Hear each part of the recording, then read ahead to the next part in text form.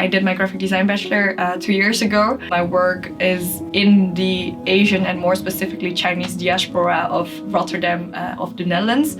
And what we usually do is do a project about our cultural identity and battle misconceptions, misrepresentations with authentic stories about ourselves, our experiences, and do it in a visual and engaging way. I was starting my graduation project, but the day we started, a week I think, it was announced that we were entering a lockdown.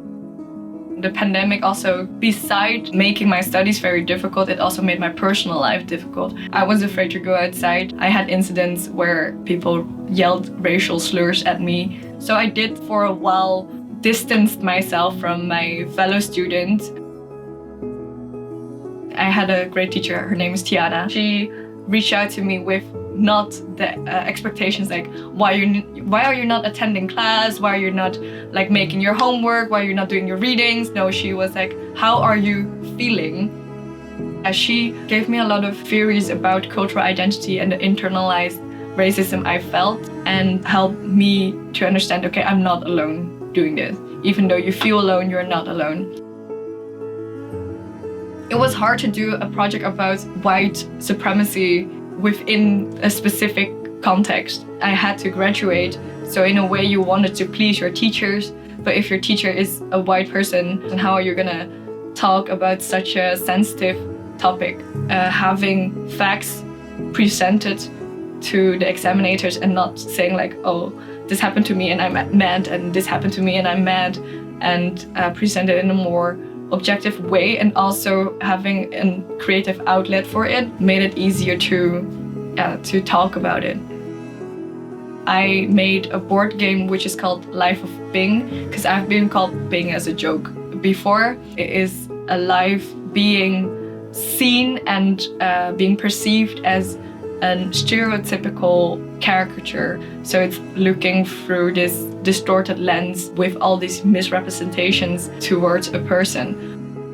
I collected educational materials from primary school, for instance, color pictures, which were usually very offensive coloring pictures with slanted eyes and chopsticks in the hair, and yeah, but they still use it, and because people perceive it as innocent because it's been used to educate children. But when you start so early telling kids like this is how you're supposed to look at people that are associated from China or associated from Asia, when they grow up, how would they approach me, for instance? So I made a board game about it where you go through life and you can pick out cards which consist of microaggression, internalized racism, and educational materials like explaining what the underlying message is from something.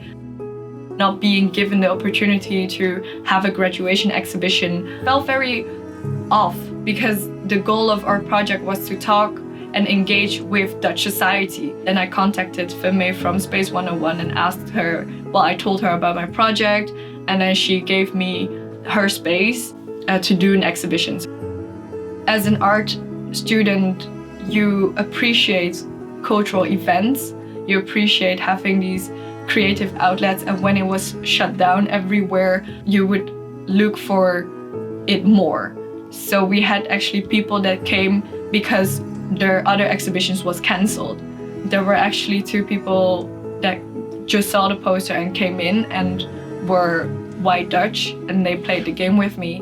And hearing their part of their experience made me realize there's usually not an intention to hurt people. It's just that they don't know better. They haven't been educated. So I pulled, during the game, playing with them, I pulled a card with a microaggression on it. It was probably like, I don't know, ching chong chong or whatever. It was a joke. And then the guy that was playing it said like, oh, I made that joke before. And then another friend started crying, and it was like seeing raw emotions, because at the time when someone is making a joke, I can't process it. I can't tell the person like, hey, do you know what you're doing? Do you know the emotions behind it? But when you're playing the game, you can finally unpack the situation. So for them, it was a moment of realization, like, okay, when I make a joke, it's not just a joke. There's like there are so many layers underneath it, and how it affects a person is not just that moment, but it can stick with you for a long time. And having a moment, a setting where you can unpack it, made them realize and made me realize, like, when someone's making a joke, the intention, it is a joke, but they just don't know better. So for me, it also reconciled a lot of hatred. It gave me a lot of peace. So if I were to redesign it, it will definitely have less in your face FU feelings in it. Yeah. So after the exhibition, we also published a zine in a red envelope. With this zine, we're trying to convey the message like, we don't have to choose. We can live as who we are, and this is the cultural identity I choose to live in and to fully accept and experience it as a whole. So, yeah.